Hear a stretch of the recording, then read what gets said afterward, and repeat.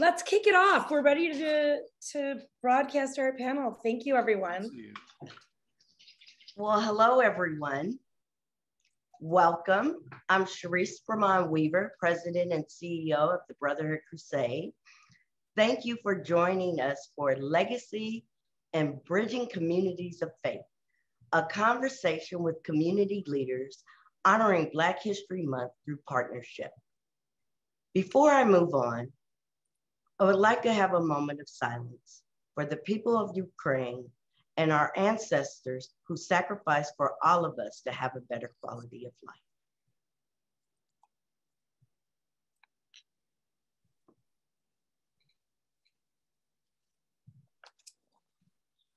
Thank you. Today, we will explore shared values that guide Black and Jewish faith communities and envision collaborative paths forward for spiritual wellness, healing, and empowering future generations to make our world more equitable. For the past 54 years, the Los Angeles Brotherhood Crusade has been a champion for equality, equity, and serving the most vulnerable people in South Los Angeles and surrounding communities. Brotherhood Crusade was founded by my late father, Walter Bourbon, in 1968, and the Black Congress. 35 years, Danny Bakewell Sr. led our organization. Today, the Brotherhood Crusade provides direct service to more than 3,000 youth and young adults and an additional 25,000 residents through special projects for improving the quality of their lives for the most vulnerable. The majority of our families reside in South Los Angeles. As I reflect on the significance of this partnership, I welcome us to have new vision so that we may live worthy of our faith. I welcome us to work with passion, to work for positive change in our communities. I welcome us to lead without concern for power, but with the power of love. And I welcome us to speak out against injustices wherever they occur. May we all continue to reach out to those in need. This partnership allows us to go deeper in developing our work. It allows us to build out our communities and strengthen our faith in a partnership for us at Brotherhood Crusade that is so unique. I now have the pleasure of introducing Becky Silverman Stern, Chief Program Officer and Executive Vice President of the Jewish Federation of Greater Los Angeles, who we have had the pleasure of working with through this great partnership. Becky, I'm honored to be on this call with you to explore and deepen our partnership. Thank you. Sharice, thank you, and good afternoon, everybody. I deeply appreciate that moment of silence, because when the Federation thinks about its work and thinks about the most vulnerable communities, we also think about our brothers and sisters overseas. And so I have spent the day checking in with the Jewish community in Ukraine. And I want to tell you a little bit about what it is that we're doing.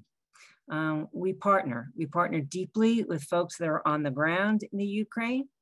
And so we are providing urgent humanitarian need and financial assistance to nearly 40,000 poor Jewish elderly and their families. We're delivering food, medicine, winter relief, it's cold there, and emergency assistance. At the moment, we are attempting to dispatch mobile medical units to get supplies where they are needed the most. Those pictures of those crowded streets are for real, which is making the fact that we want to transport people out of the conflict area particularly difficult. We ensure that the homebound, and there are many because many of them are Holocaust survivors, have their needs met through our field offices. And like we worry about security here, post-Colleyville, we know that our Jewish institutions in Ukraine are also worried about their security, and we are monitoring that. And lastly, I might say another partner of ours has already been able to, I'm not exactly sure how, haven't gotten that briefing, but managed to get 75 Ukrainian Jews to safety to Israel. So those are partnerships that we have overseas. It gives you a sense of breadth and depth of the kind of partnerships that we have. And it leads me to just being honored and privileged to be able to work with so many of you on the line who are our civic partners. We work to work with nonprofits in Los Angeles that have demonstrated success in addressing and repairing systemic inequities. The program of these partnerships aims to establish meaningful and sustainable relationships with organizations that work across the civic space, that are making impact in their communities, and to work collaboratively to address those challenges. And so now I'm going to turn this webinar over to Mary Kohov, who is the Federation's Vice President for Justice, Equity, Diversity, and Inclusion, and Community Engagement, who will moderate a lively conversation amongst our panelists. Mary, thank you. Thank you so much, Becky and Charisse. Welcome, everybody. I want to extend a big thank you to our CET members, Rachel Zayden, Ari Kornreich, Melissa York, and our partners at Brotherhood Crusade, Stacey Hill-Williams and Curtis Silvers, for their collaboration in making today possible. Today's program, as Becky shared, is truly an outgrowth of our Federation's civic partnership with Brotherhood Crusade. Our conversation today will cover a lot. We're going to look back at history, the shared values that guide and bridge us, allyship, and looking forward towards an equitable Los Angeles, policy, and legislation. And we welcome audience Q&A throughout the conversation. I'm excited to welcome our distinguished speakers, Rabbi Noah Farkas and Pastor James McKnight. Rabbi Farkas has served as the president and CEO of the Jewish Federation of Greater Los Angeles since January of 2022. Prior to this role, he served as a clergy member of Valley Beth Shalom, the largest Jewish congregation in the San Fernando Valley. Rabbi Farkas is a proven civic leader and interfaith bridge builder in Southern California. In addition to his work as an appointed commissioner and former chair of the LA Homelessness Services Authority, over a 2-year campaign, he mobilized a broad coalition of synagogues, churches, and other organizations to pass historic legislation that invested over $5 billion into housing and services for the vulnerable. Pastor James McKnight is currently senior pastor at the Congregational Church of Christian Fellowship in Los Angeles. After receiving the call to gospel ministry, he has served in a number of capacities and received valuable teaching and training at the School of Theology at Claremont and Fuller Theological Seminary. His goal is to better lives while honoring God, developing Christians, connecting people, and loving everybody. He is a true community leader, having spearheaded far-reaching community mental health initiatives and youth initiatives, and is currently community clergy partner with LA Voice, a national advisory committee member with the COVID-19 Ad Faith Advisory Team, and consults nationally, bringing business and faith communities together. I'm so honored to be here with both of you. We're going to start with just setting some tone and background.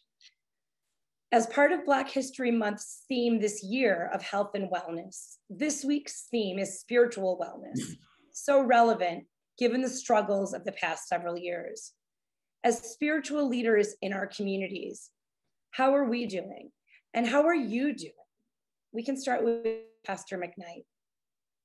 Well, first of all, I want to say thank you so very much to the Federation and to Brotherhood Crusade.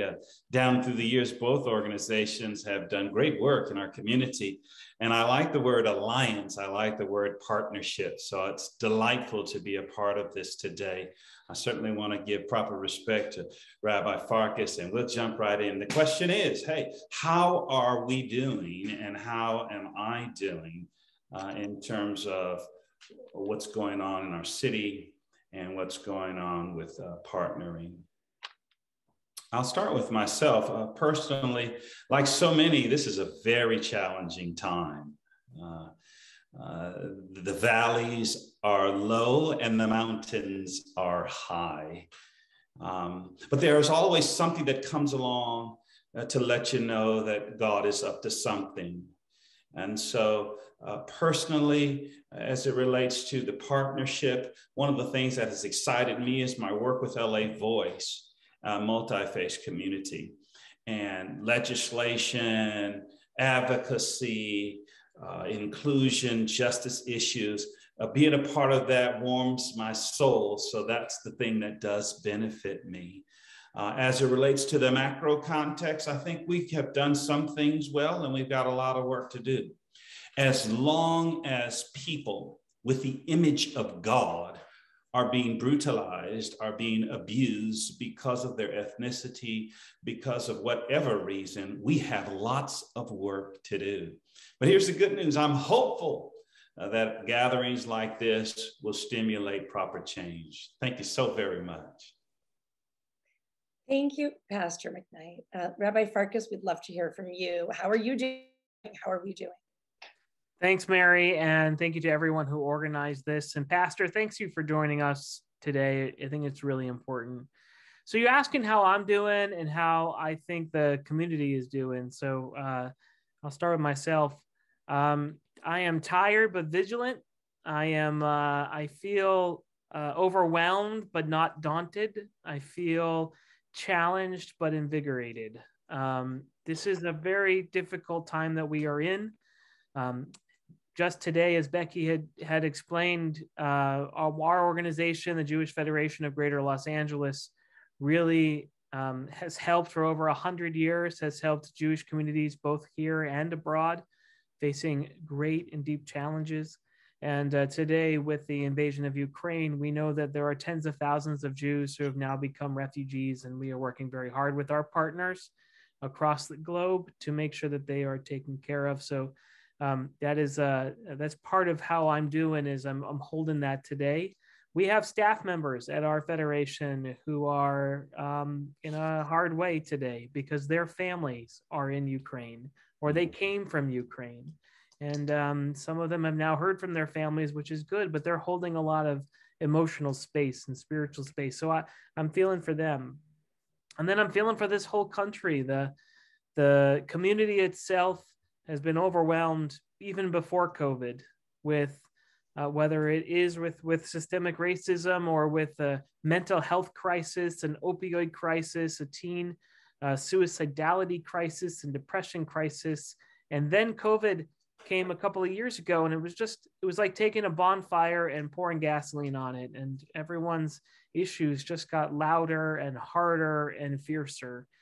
But in the face of all of that, that's where the vigilance really is tested. And being here and being the president and CEO of the Federation is a true calling. And I feel like we can really address these challenges. So no matter how challenging we are, we're not going to be daunted by them. We're going to rise to that challenge. Amen. Mary, you are muted, my friend. Thank you so much. It's clear that achieving wellness and healing for our communities and through the work we do at the Federation and at Brotherhood Crusade has become a shared value for our communities. And before we dive deeper into that, I want us to look at where we've been in order to guide where we're going. We are both part of communities and all part of communities that have stood by each other historically in the pursuit of justice. We've also faced tension and conflict. Rabbi Farkas, could you talk a little bit about the Jewish community's past support for the Black freedom movement and where we are now? Sure, I'm happy to. Although I do want to say that the work for the Black freedom movement has always been seen as a partnership. It's not a paternalistic thing.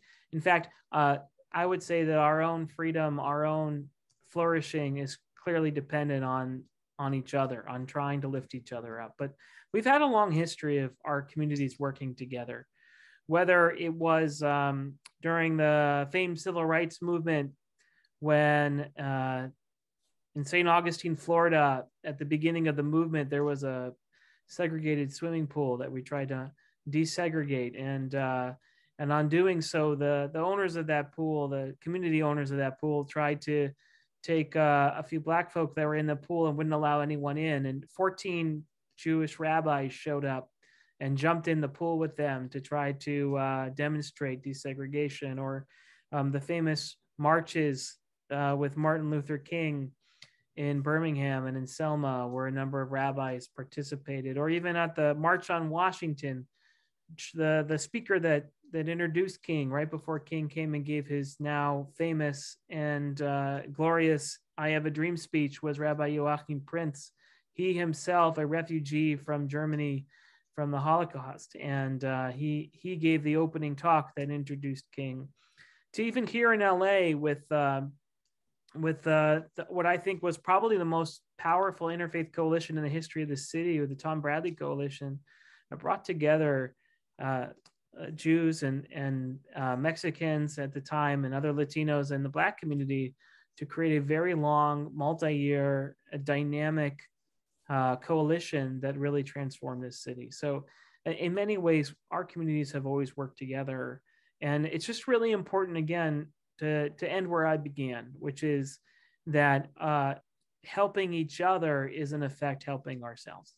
And that is because liberation is not something you do just for others. You do it for yourself. It's a collective endeavor. Thank you, Rabbi Farkas. Pastor McKnight, we'd love to hear from you also just on how we've shown up for each other in the past and set some background as we move the conversation forward.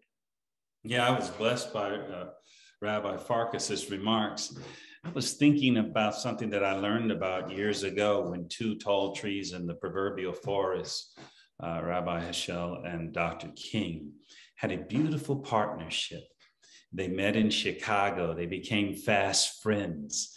They studied the prophets together, and they inspired and encouraged excellence in one another. Here's the thought: they didn't have a lot of time together. They made great use of their time. Why? Because both of them were reading the sacred text and being compelled to advocate for justice, to advocate for righteousness. They were on one accord. I think about how that has happened in countless situations. Sometimes it's just a matter of doing what those two fine fellows did. How about this? How about, I see you, I see God in you. You see me, you see God in me. And together we decide to tackle some of the challenges that affect all of us. It might not be in my neighborhood, it might not be in your, but it is because of our common humanity. And so I wish I could just line off a whole bunch of things, but what I have seen is that 2 people or 200 people can come together. Dr. King talked about this tapestry, how we're inextricably connected. And I think we can be inspired by those two and inspired by the work that Brotherhood Crusade, excellent work. The work that Jewish Federation is doing, excellent work together. And we can be proud about that kind of work going forward. Thank you both for your uplifting and powerful words in response to that question. As you both shared, this interfaith collaboration across race has been so critical in our past work. And coming full circle today, I wanted to ask if you could touch on the shared spiritual values that can serve to guide us in our times of joy and struggle, in our commitments to each other and to our next generation, especially as we consider the importance of legacy. Whoever would like to take that. I'll jump in. Is that okay, Rabbi? Please. Yeah, you were talking about shared spiritual experiences. Gee, one of the things that I think we all can start from is a hearty respect for the awesomeness of God, right? And that indeed, because God is awesome, and because God is worthy of praise, and because each of us has committed ourselves to serving, there's so much that we can do unto, if you please, God's glory. I was thinking about what can we do going forward, and what are some of the things that might draw us together spiritually. How about this? How about we know that both of our traditions are advocating for justice, right? Without fail. How about this one? How about we know in the reading of our sacred text that God seems to be disproportionately concerned about those that are underserved? How about that? And how about we understand, here's for my faith tradition, and it gets me excited. I don't want to preach today, but y'all ready? With our awesome God, all things are possible. So let's not be weary in well-doing. We shall reap if we faint not. I think those are things that both of our traditions hold in high regard. I love you preaching. And the problem is you have two preachers on the call today. So I will do my best to also hold back just a little bit. But let me just tell you what I think the secret of the Bible is. It's probably the greatest secret of the Bible itself, is that the Bible was not written in a time of prosperity. It wasn't written in a world where everyone held hands and felt that God was good and life is good, and that's the end of the story. Moses didn't write Exodus during the best parts of his life. He wrote it during the worst parts of his life.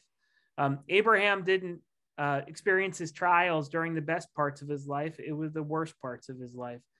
The prophets didn't write what they wrote during the best parts of Israel's history. They wrote it during the worst and darkest and scariest parts of Israel's history. And my brother over here, he knows that the Gospels were never written during the best parts of the rise of Christianity, but they are written under dispossession and occupation. So, and that's certainly true for the rest of Jewish literature. The Mishnah, the Talmud, the Midrash, they were all written by an occupied people, by a dispossessed people.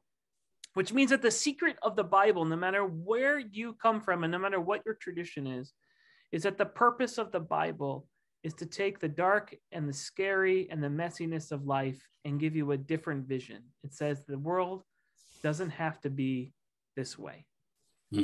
It was the first book to break the cycle that says yesterday doesn't have to look like tomorrow.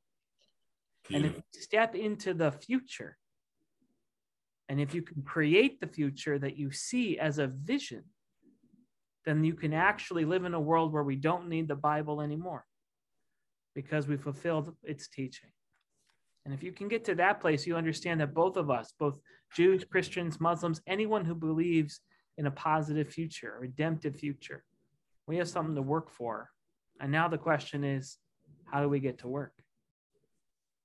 I think you're both reminding me that instead of studying philosophy, I should have probably studied theology, or even Judaic studies would have been great. But you both touched on the values of justice, serving the underserved, and breaking the cycle of darkness as a part of our shared values. And I wanted to ask if you could talk a little bit about how these values apply today to inequities we face in health, in voting and civic engagement, in the kind of hatred and hate violence that we've seen exacerbated even more and escalating over the last several years. Rabbi Farkas, do you want to take that first? Sure. Yeah, go ahead. Ask me the hardest question first. I'm happy to take it. Look, this country, we know that a lot of victories were won in 1865 and then later in 1968 and forward, that generations come and generations go, and we're able to slowly peel back the worst forms of oppression. But the truth is we still have a long way to go. Whether it was with housing disparities or where the freeways go or the tax code or the penal code, we still have a long way to go to peel back the systems that have systemic outcomes that are distinctly racialized. There is a big question mark, because I work in homeless services all the time. There's a big question mark why There are so many Black folk experiencing homelessness so disproportionate to their population. And the answer is not because it's something with them, it's because there's something with the system that chews up and spits out poor people on the streets and Black poor folk at a disproportionate number. There is a systemic problem there.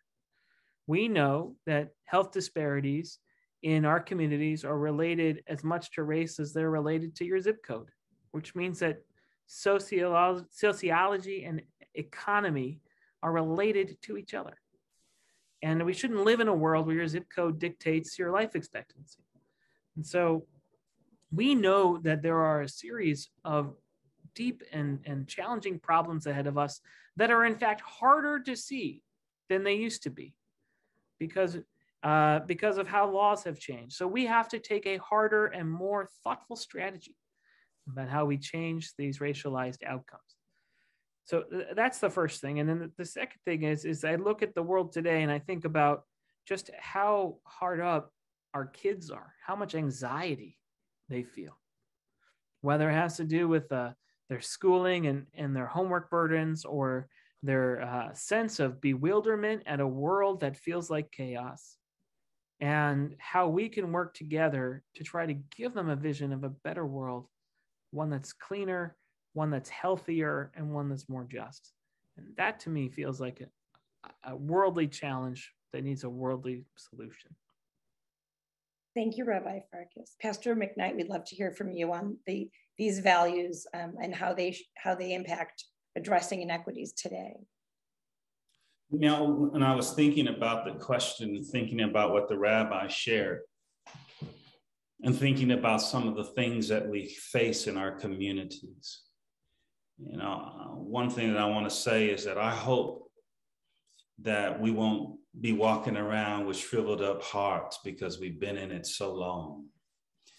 I hope that the tears will not stop. The tears will continue to flow as we reflect upon some of these challenges that just seem to be stubborn and difficult to get rid of. Here's what I was thinking about when it comes down to housing issues and some of the things that we're wrestling with. There's a passage in the prophet Isaiah where we find Isaiah in the 40th chapter saying, why do you say, O Jacob, and why do you say, O Israel, that my way is hidden, my way is hidden. So essentially what we have is the prophet saying, I know that y'all are mad. I know that you're disappointed. And I know you feel like you've been forgotten. So one of the things earlier that I hope that I heard the rabbi say, and I want to echo it, is you notice that we obviously agree that we have these major challenges, but we don't give up hope. We continue to say, you know what? I've had some small victories and I'm not going to give up. In fact, I'm going to build my faith upon what I have seen happen in positive ways before. So there's some legislation that has made some impact. There's some people that have made some impact. There's organizations like I'm so glad to be affiliated with Brotherhood Crusade, Jewish Federation, made some impact. So let's not be weary in well-doing. My tradition says we shall reap if we don't give up. So that's where I am on these things, just let's not give up. You remember that little story about, I think I can, right? And then coming back down after there's victory, I knew I can. So that might sound kind of mamsy-pamsy, but that's the hope that I'm holding out, because with God, I believe all things are possible. I think that we all feel like the engine that could, and I think this is like where we are today with just taking on more, knowing that there's more that we can all do, and being tired, but knowing that we have to continue in the work. Thank you both. I'm going to just move the conversation toward talking about intersectionality and allyship, and I think I'll ask Rabbi Farkas this question first. Rabbi, the American Jewish community, as you know, is growing ever more diverse, with LA being one of the most diverse Jewish communities on the globe. A significant percentage of American Jews identify as Black, Asian, some other minority race or multiracial, as well as Hispanic, Mizrahi, or Sephardic? How can we embrace the diversity and the difference in our own communities to learn how to be better allies to one another? Yeah, the way I think about this question, Mary, and I really appreciate you bringing it up, I do go back to our own scripture a bit, where there's this midrash that talks about God-given Torah at Mount Sinai, and the rabbis fill in there. It says, when you look at God doing that, God gave it in 70 different faces, 70 different facets, 70 different languages. And that if you were to look upon it, you would see yourself in the Torah.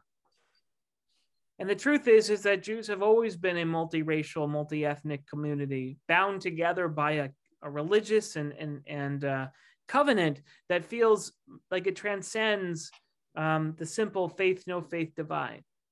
We are both a people and a faith. We are both a nation and a religion.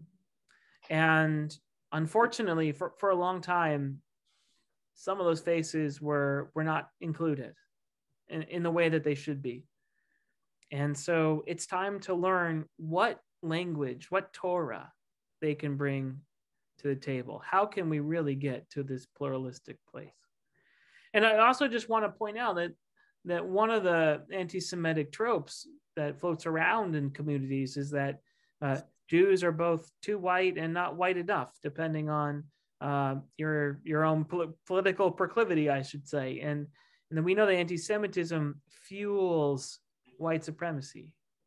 And part of that fuel is flattening the Jewish experience to a singular experience.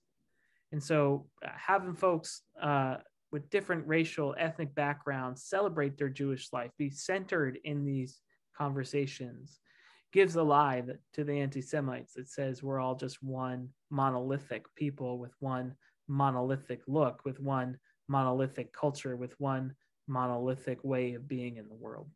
And so that's how I tend to approach this. I start from our heart, from our Torah, and come right into the world in which we live. Thank you so much. Pastor McKnight, would you like to reflect on just the diversity of our community and how that also informs allyship and the common understanding and bridge building? Are we talking about diversity? I want to make sure that I properly understood the question. Diversity in terms of the Jewish community?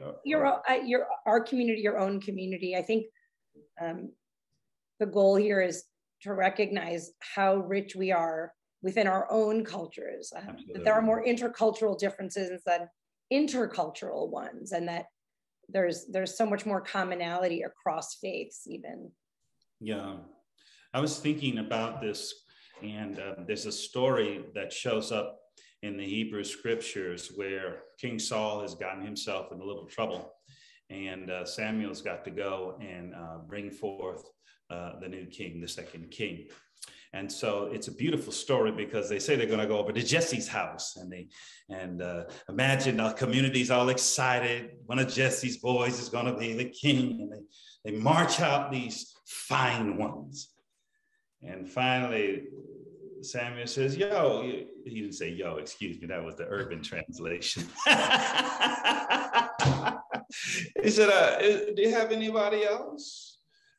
And so they bring in David. And David wasn't even invited.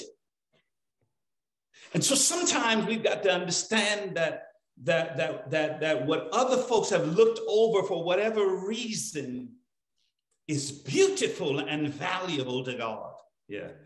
And so if we could see that in one another, if we could see, okay, your hair is straight and mine is curly, but I see God in you, then we can get rid of some of these differences. I'm going to tell you a quick story. I don't want to be too long, but I went to school in Brentwood. And I remember one time I made friends with a little fellow from a different community, a different culture. And one day I came to school with my hair cut. And the fellow's like, hey, you look different, Jimmy. He said, did you get a haircut?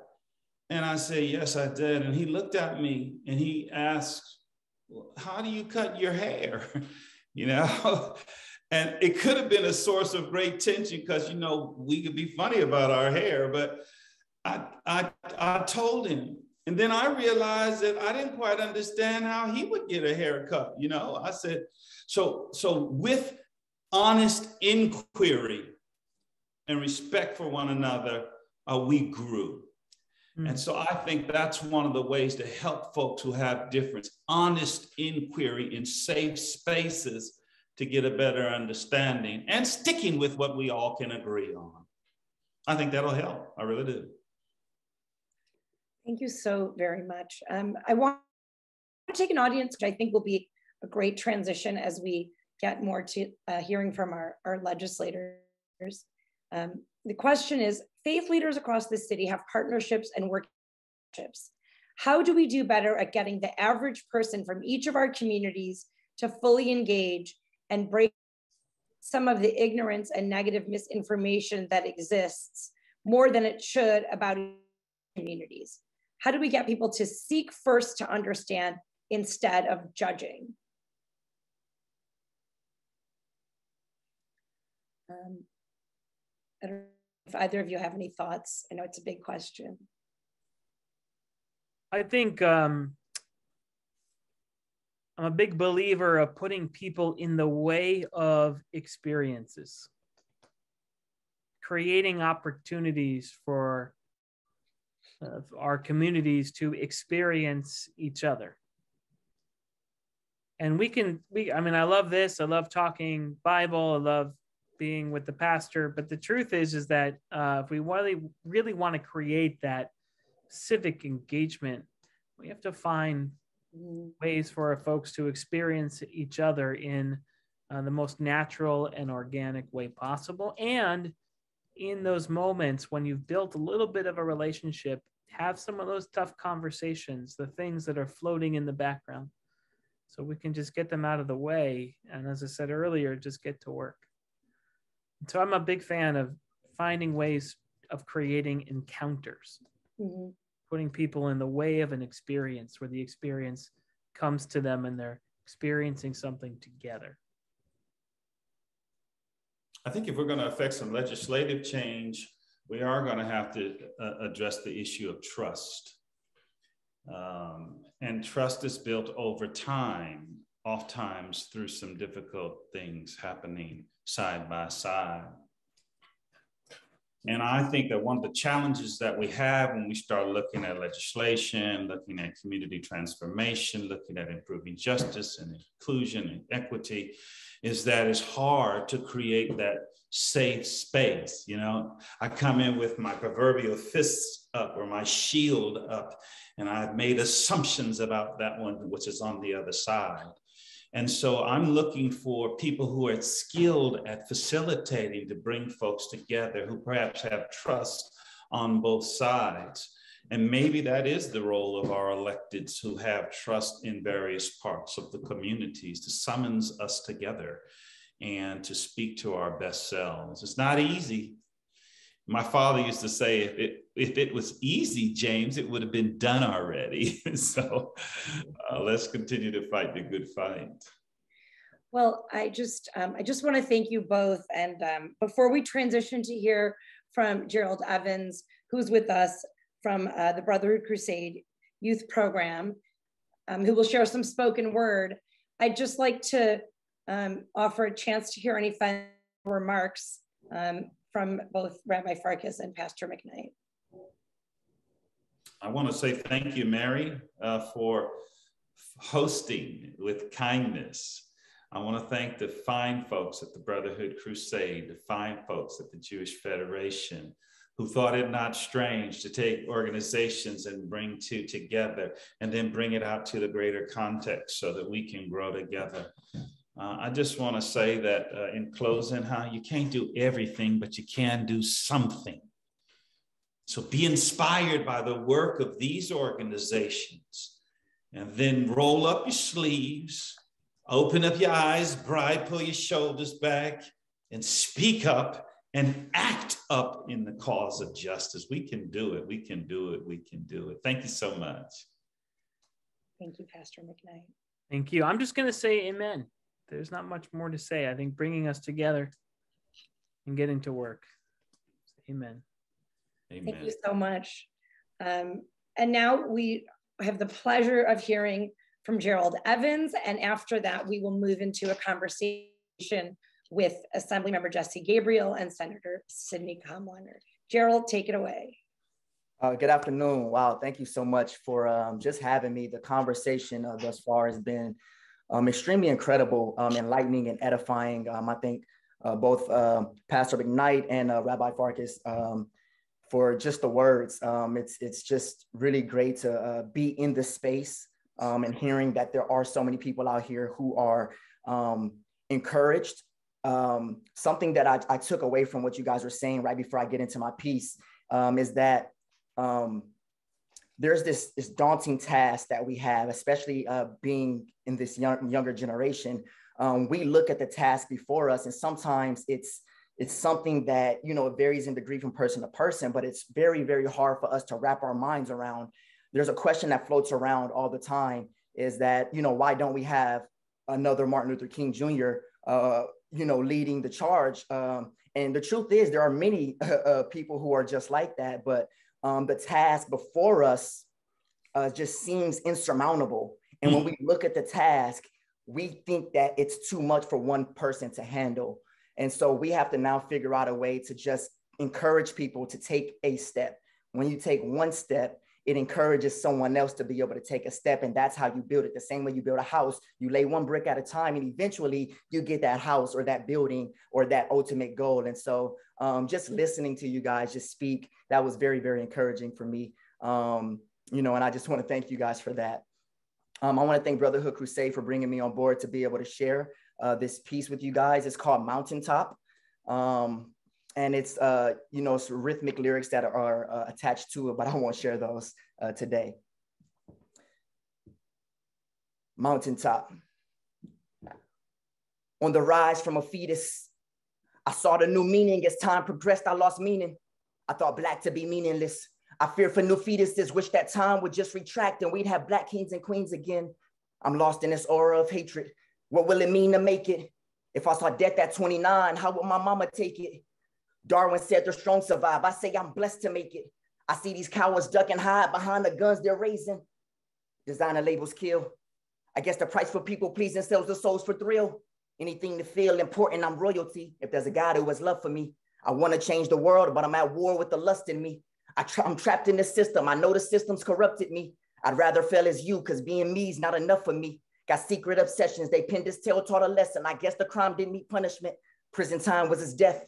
I'm at a loss behind death. I pray no death reach the set. And by the set, I mean hood. By the hood, I mean unity. Unity in communities, turn the states into sets. And once these sets become countries, tighten the noose on his neck and leave Satan for death. Mosh pit with the masses and masquerade like we made it until reality smacks us back to them slavery days. I'm still a slave without chains. The metaphorical chains ain't bringing no change. I guess change is making no change without pain. Bright lights was the name. We take ships to the grave just so the hood knows our name. The things we do for the game. We're doing it for fame. I'm famous with passion and saying they tag me asylum. He reigns so labels don't reach me. I'm reaching beyond the Milky Way to make a living. Invoking change with persistence. I hear my grandmama say to keep faith in front and he'll complete the vision. That's why I'm hopeful and waiting for winning, waiting for the day I say I do and I can name my children. Just pray that today I can make it through without a blemish while I build upon the Father's riches. We're almost through. We're almost through. Thank you guys for letting me share. Gerald, thank you so very much for sharing your words with us. I too once was a young person around probably your age. And I appreciate you sharing about the importance of partnership and collaboration, and that we really have to unite together and come together to address so much of the inequity that we see today. Thank you so much. And now I am pleased to introduce Senator Sidney Kamlager, Vice Chair of the Legislative Black Caucus, and Assemblymember Jesse Gabriel, Chair of the Legislative Jewish Caucus, who can talk more about collaboration and how they've worked, I'm sure, over the years on important policy. I wanted to welcome and thank you for being here. In keeping with our theme today of bridging our communities to address inequities in policy and civic life, We wanted to ask you to each share your legislative priorities in the coming months and where our communities can come together as allies. I think we'll start with the senator. And again, it's so great to see both of you, Jesse and Sidney. Hello. Well, thank you so much. And it is so good to be here. If you can believe it, even though we work in the same building, I rarely get a chance to see Assemblymember Gabriel. So hello via Zoom. And hello to Rabbi Noah Farkas and to Pastor McKnight. It's so good to see you. And that was amazing, Gerald's spoken word. So good afternoon. My name is Sidney Camwalker, and I'm the state senator for the 30th Senate District, proudly representing Culver City, Mid-City, South LA in the California State Senate. I want to thank you to Brotherhood Crusade and to the Jewish Foundation of Los Angeles. I see you both. I see you, Charisse and Curtis, for putting together this collaboration of two communities who may not remember sometimes or even realize the implicit bond that they share, that we share.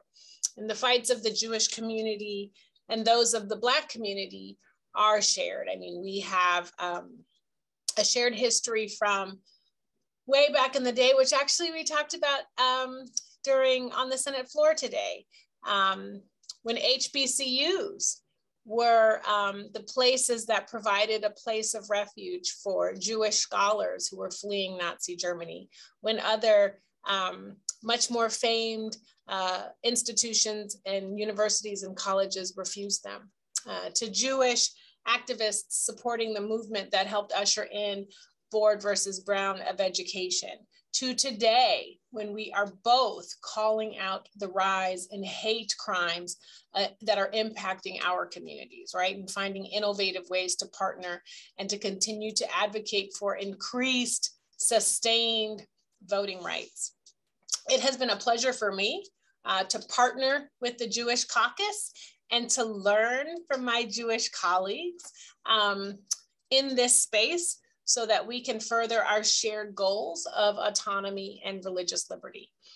So I've, seen this shared partnership in practice in my own work in the legislature. A few years ago when I was in the assembly, my office actually partnered with Bet Shuva to hold the first select committee on incarcerated women. And we heard amazing stories from women about their experiences while incarcerated and talked about how we could work together and the shared emphasis around connecting and embracing family and community. I've worked to support the security grant asks for places of worship and to support the budget ask for the Museum of Tolerance to help them develop their anti-Semitism exhibition, which I am really looking forward to seeing when it is finished. And I have found support from my Jewish Caucus members and members of the Jewish community in my own district on past legislation that I've worked on. If it's ACA 3, which will remove slavery and involuntary servitude from the Constitution, or AB 118, the Crisis Act that will fund community-based organizations responding to 911 calls so that law enforcement doesn't have to. I was grateful and humbled to find support from members of the Jewish community. This year, I've just introduced my legislative package. In fact, just last week, Friday was the final day. And many of the bills that I'm authoring this year hinge on economic justice. And I look forward to finding ways to partner with my colleagues in the Jewish Caucus on moving this package forward. What joins our fights, and this has been true for nearly a century, is combating the fear and the prejudice that continues to face our communities. I was at an event not long ago, and folks said, there are groups out here who hate Black communities, who hate Black folks. And it's only surpassed by their hatred for members of the Jewish community.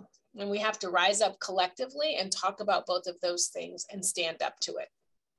Black folks and Jewish folks died fighting together during the civil rights movement to secure our right to vote. And so given the decline of freedom around the world and the rise of misinformation, and probably what most of us have been watching on the news today with Russia invading Ukraine, it is important now more than ever that we lean into the United States Senate to pass the John Lewis Voting Rights Advancement Act. It speaks so much to the fact that we have a fragile democracy, and that democracy is really based on the voices of the people. And we have to shore that up. We have to lean into it, because the reality is our safety, our future, and our existence really depends on it. So I am grateful for opportunities like this that allow me to share my allyship, and that also allow me to continue to learn from those in my community, much more experienced and well-spoken and just expert in all things than myself. So thank you for this. Senator, thank you so much for that overview, and you really captured sort of where we are and where we need to go, and I so appreciate it. Assemblymember Gabriel, it's wonderful to have you. We'd love to hear from you as well. Yeah, thank you so much, Mary. It's so good to be with you, and so good to be with my dear friend and neighbor, Rabbi Farkas, who so ably leads the Jewish Federation, and an honor to be with you, Pastor McKnight, and just a shout out to Gerald for that that incredible gift that you shared with us, that art, and to all the wonderful folks at the Brotherhood Crusade. It is beyond an honor to be with my colleague, Senator Kamlager, who is just one of the most talented, as you've seen, and thoughtful and accomplished members of the legislature, and just so authentic and authentically rooted in community and effective. And if we could adopt her into the Jewish Caucus and take credit for her, we would. But Sidney, thank you for just being the most wonderful friend and ally and partner to our Jewish community. I mean, we do not have a better friend in Sacramento than Senator Kamlager. And I feel very grateful to have learned from her, and she has opened a lot of hearts and a lot of minds in Sacramento, and helped us to think about the world in different ways, and to really perceive and feel a lot of the injustices that are so manifest in our society right now, but not just to see them in the cold light of a statistic or a figure, but to feel them and to feel the injustice that is so permeates so many parts of our world right now.